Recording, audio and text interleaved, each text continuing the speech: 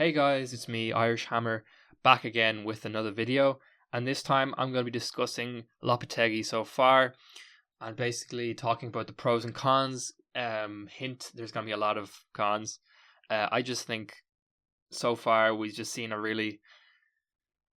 the twilight days of Lopetegui, because I think from here on out, I think we are seeing the decline of Lopetegui. I think so far we've seen nothing but negative things, and I think that's going to continue from here on out until ultimately I believe we will see the end of Lopetegui at this club. So we're going to get into the reasons why I think we're playing so badly. Well, they're pretty flippin' obvious. There's a lot of negatives of this club and a lot of bad things. So we're going to get into them in this video. I also want to say about Lopetegui is just I think he's been poor. I think there's a negative feeling around this club that's been here for 2 years. I've kind of documented it in the past, but hopefully I'm going to be a bit more succinct now with my thoughts. And yeah, we'll see how this new format goes on. We're just going into straight videos, trying to not go too long with these videos, trying to keep them to the point and make them easier to watch. So let's get into, I guess firstly we'll get into the pros because there's not that many. I think there's some players that have had decent performances this year. Obviously, we're going off 11 games, which is a decent sample size, but it's not humongous. It's just under a third of the season gone through. I think Bone has been excellent. 5 goals and assists this season in league competition, I believe. I think he's been really on fire, especially on the wing, cutting in, creating assists all over the place, assisting opportunities. Should have had more assists, and just been really clinical around the goal. I think maybe he could be more clinical, but I think he's been decent. Obviously, I think Somerville in the time we've seen him has been excellent. Obviously, he's still getting better. He's still young. He hasn't approached his prime yet, but excellent player. Even getting stuck in on the defensive end, and just being really passionate about the club, which is one thing I really enjoy. Antonio, he's been getting a lot of stick this season, but I think at his age, he's performing at a really decent level. He shouldn't be required to be starting at striker, but it's what's been done this season. I also think, sorry guys, I'm paused for a second. I think we've seen Suchek being solid, not being incredible, being a solid player. Fabianski has made some great saves, so I really enjoy that. And yeah, overall, I think there's been some decent play, and funnily enough, mostly from existing players who've seen this club for a while and know what they're doing. Now let's get into the negatives before I get to some solutions. But yeah, basically there's been so many negatives with this club recently. It's getting out of control. The first one I'm getting to is the first one that people would have noted on in the wider football community, the transfer activity. I don't think it's been solely a negative, but I definitely think it's been a very big mixed bag. One thing I will say about the transfers into this club, there was just so much hype around West Ham, and I knew from the start that hype is dangerous. First of all, the new manager, people were really hyped about Lopetegui from the start. I was kind of like decent. I started to get on board as time went on, but the transfers really ramped up the hype around the league, and people were saying we had the best transfer window, which is very debatable. First of all, I don't think so, because we signed Luis Guilherme, an unproven winger, for £22 million, I believe, which is such a lot of money for a player who's barely shown his colours. I don't know why that signing was made. Maybe it was a board decision and not a manager decision, but still very poor. Who else did we bring in? Fulkrug got immediately injured. He's an older player, can't be relied on, so I think that was a poor decision. 40 million was spent on Max Kilman, waste of money. He's not even playing properly at centre back now, so that was terrible. Todibo was decent, but it's only a loan signing. Soler and Rodriguez really haven't impressed. Who else have we bought in? Wan-Bissaka's been okay, decent, and I believe that's it. So yeah, it's been very much, I think, a negative. The hype hasn't helped either. I know it's only 11 games, but I think we've seen enough of a sample size to know it hasn't worked out. Also, the loans out have been really questionable. Ward-Prowse, sending him on loan, and we've seen the midfield problems. I know he's had a rough end to last season, but I still think you need to keep him around. Then, of course, Kurt Zouma, getting rid, that was a terrible decision. And also, Aguerd, like, you're missing on 2 starting centre-backs, and then we have a defensive problem. I wonder why. So let's get into that. Where that brings us nicely on to is lack of defence. We've conceded 75 flipping goals. Or sorry, we're fifth worst defensive team right now. We're on course for I think 65 goals, so slightly better than last year, but still pretty damn bad. I also think there's been a lot of mistakes, a lot of stupid mistakes at the back. In those top like high profile teams, we've just absolutely gone to the gutter, like conceding like 5 against Liverpool, 3 against City, should have been more, 3 against Chelsea should have been more, should have been destroyed by Man United, so definitely just been terrible. The changes at the back have been awful, like so many changes, and we've had 8 changes in that defensive line, 8 players. We've had Soufal play at wing back, we had Wan-Bissaka, Cresswell, Emerson. Then we've also had in the centre back position Kilman, Todibo, Mavropanos, and I think I'm forgetting one. Off the top of my head, we've had Alvarez play defensive, so I don't know what the hell's going on there. No consistency, which we'll get into, but yeah, definitely in terms of the league, we're near relegation in terms of goals conceded, and it's really embarrassing, honestly, for a team just to be this poor. Like, it's always been a thing at West Ham, but come on, you got to actually focus in games, and it really destroys the whole team morale when you can't, when you concede this many chances, even against poor teams. Like in every game, bar maybe 2, like we've gotten lucky on the defensive end where they've hit the bar multiple times. Especially, I was looking back at like Crystal Palace game, and even like games where we won and we really shouldn't have been in the game. So we got lucky. On the attacking end, which is where we're supposed to get better, we've gotten worse. And I believe that's a main thing. Defense is equal, maybe slightly better than last season with Moyes, but attack worse. And I'm not sure why this is. The defense, the midfield, and the attack haven't linked up in this, which is bad. I think we're on course for 45 goals scored, which is 15 less than last season. So that's terrible. Obviously, yeah, like we have some decent players there, but it's just not linking together or something. I'm not really too sure. I think this might improve. I think this is one of the things that might improve, but I'm still not too hopeful. And so we'll just talk about the inconsistency for a second now, because yeah, the defense has been all over the place. Also, the formations have been all over the place. So not just the player choices, but the formations. We've had 4 formations this year. The 4-1-4-1 and the 4-2-3-1 have been the main formations. We had a 3-4-1 and 3-4-2-1, but let's not talk about them because they only were used for 2 games. But the 4-1-4-1 was the most widely used formation, kind of, a balanced rotation, you think.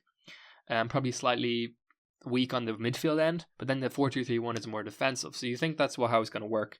But against United and against Fulham, games where we should have been going for it, we played a defensive 4-2-3-1. So that's completely, and you could see that in the United game, we really needed to attack and we didn't. And then in the second half, we changed our gears. Same with the Fulham game. We were hounded constantly and we really should have gone forward. And eventually it did reward. So things had to change. So I think that's the thing with Lopetegui. There's a lot of adjustments he makes mid-game, which is frustrating because from the start, his tactics are not good. And then against Spurs, we play an attacking 4-1-4-1, which you think is a bit mind-boggling considering the power that Spurs have. They're still a top side in my eyes. So therefore, I think there's a lot of inconsistencies there. Kind of reminds me of Pellegrini, where he kept switching formations. At least with Moyes, he had a more of a solid game plan, and he kind of stuck to that. And that's, maybe he was a little too dithersome, but we've gone the exactly opposite way, a worse way, which is he doesn't have any game plan, Lopetegui. And you'd think we're going to progress on from Moyes, but we've actually regressed even worse to where Pellegrini was. And you can see based on the attack, it's gone a lot worse. Even though we thought we were getting a more progressive manager, which we weren't. In terms of injuries, yeah, bringing in Fulkrug, a player who, got injured is a thing, and that's uncontrollable. But having him be the sole striker and then getting injured, and then you're relying on Antonio, who's a bit older, who's done a decent job in my eyes, but it hasn't really worked out. And Bowen, who isn't a striker, is an issue. Also want to say, the behaviour has been a huge thing, a negative for the club. Obviously, we all know Paqueta has had the whole off-field issues with the gambling. That's one thing. And then all the 5 yellow cards he's gotten this season in 11 games. So that's terrible. It's like he's still gambling on yellow cards. So I think I want to get him out of the club. I'll talk about that in a second. Kudus has gotten a red card as well as Paqueta, I think. Or sorry, no. Kudus has gotten a red card, slapped every player. I think that's terrible behaviour. I still want to keep him around, but that sort of thing can't be rewarded. I think Somerville's got to start and him off the bench. I'm surprised because Kudus had such a great end last year. So to see this kind of bad mentality. He's still playing well, still getting a lot of chances and putting some away, maybe slightly less than last year. But seeing that bad mentality really angers me a little bit, and think maybe there's some lack of connect going on. But yeah, definitely why he can't be top player is this bad mentality.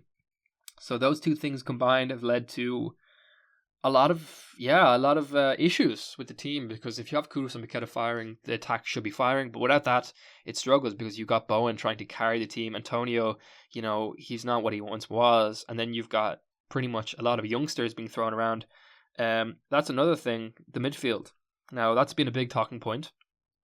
I think there's been some positives, but again, like the defense, there's been a lot of players like thrown in, which you don't know what their role is. Rodriguez, Soler, Alvarez would be terrible, red cards all over the place. And then we have Irving and Guilherme thrown in there for some reason. Don't know what their purpose is. They're just thrown in there for the crack. It's really stupid. I just, there's no consistency, man. There's just been players thrown around left and right. I don't get it. I really don't get it. And we've had a go at Moyes, but this is worse. And that's possibly one of my final points. I want to go into the negatives. The fan base. The bad feeling has been around since the start of 2023, don't get me wrong. Kind of boosted when we won the cup. Then went back down again when we saw what Moyes was doing. We were right to get rid of him, like we had to. But then bringing in what has become a more negative manager than Moyes. A more clueless manager than Moyes. And then the fans are not going to give him a chance, because from the get-go, I looked back on the games and I saw how poor the performances was, and I was flipping surprised how bad they were. Like, I knew we would, if you look at the results, it doesn't seem so bad. When you actually analyze the performances and you see the teams you're playing against, we're like, okay, it was tough. But then you analyze the performances and you go, we should have conceded way more goals. We were lucky to win, especially we get a draw in the Fulham game. We shouldn't have won the Man United game. So that's 4 points gone right there. Should be on 8 points at most, which is crazy, considering that's relegation form. That's less than 40 points. So we got unlucky, and it's just been really sad, honestly. And I absolutely agree with the fan base and what they think. They don't like what's going on, and I absolutely agree with them. I think 100% agree. But going forward, what do I think is going to happen? Well, I'll tell you right now, Pellegrini ain't getting sacked. It's the international break, and he should very much be sacked right now. Get time to bring in my opinion, number one choice, Graham Potter. If they don't get Graham Potter, Gary O'Neill, or potentially bring into the staff, let in decisions and bring him closer to the team. I would say bring in Mark Noble, Kevin Nolan to help out. Potentially have Kevin Nolan as the interim manager before maybe looking at Graham Potter, someone like in that ilk, because I think that's the type of manager you want. A strong like mid-table manager like Graham Potter could be a real asset to our team. Again, I don't know too many about the other managers going around, but I think Graham Potter would be great. Also, I want to say get rid of Paqueta. Just get rid of him. I know he's on some crazy money right now, and he's probably tied into a big contract. I'd say just cut ties with him completely, because his presence is affecting the team completely. With Kudus, I would say bench him. I also would say recall loans from Zuma, from Maguire, from Ward-Prowse, bring them back in. And I would say just get rid of Guilherme. I don't know what he's doing there. And honestly, try to stick to one game plan, one formation, maybe one or two, depending on who you're playing against, but actually choose it correctly. Defensive when you're playing a tough team, and offensive when you're playing an easier team. I would also say, we'll hope for the best, because we're not going to get relegated this season, so we're in a weird position. We're not going to get Europe, so we're in that weird mid-table position once again. It's West Ham. But I'm finding it really tough at the moment. If we keep Lopetegui, like I said, we're going to be even in a worse position before Christmas. Like, I was trying to play that game, how many points? We need 8 points by Christmas. And I'm looking at the fixtures, and by the end of the year, we have Newcastle, Liverpool, and Arsenal in that run-in. And we're not going to win those games. And then we're going to have tough games against Leicester, Bournemouth, who had a good result, and Wolves. And we need to pick up points there, and it's going to be really difficult. I think we'll get lucky and we'll get to the target we're looking for, but it will be terrible performances as we've just seen. And I have no faith in Lopetegui. I think by the end of the year it's going to get worse, but the board will kind of have to stick by them to the end of the year, because obviously he's invested money and he'll make the case that he needs more time. But I think next summer we're going to be looking at a new manager, and that's the way it is now. We're turning back into the circus that we once were. West Ham, it's terrible, but this is what we're living with. So yeah, thank you guys for watching, and yeah, I would say from now on, it's gonna be a tough season. But if we're nearly looking until next season, to see what improvements can be made, because right now I don't see us being able to improve much this season, and I feel bad for the players who are trying, because look, they're fighting a losing fight, I think, and I think this is the worst manager I've seen at West Ham in the time I've watched. I've seen Bilic, I've seen Moyes, I've seen Pellegrini. This is worse. This is bad, and if we don't, this slide will continue into next season if we don't correct our ways, and we could be looking at a relegation fight next season. So I'm scared. But again, crazier things have happened. I'm expecting some weird results. I'm expecting some things to go away, some things to not go away. In the end of the day, it'll be something like a 13th place finish, I'd imagine. But anyways, thank you guys for watching, and hopefully leave your comments below, your opinions, any solutions, because obviously we're in an issue. We know the issues, but we need the solutions. So we'll see what happens. Thank you guys.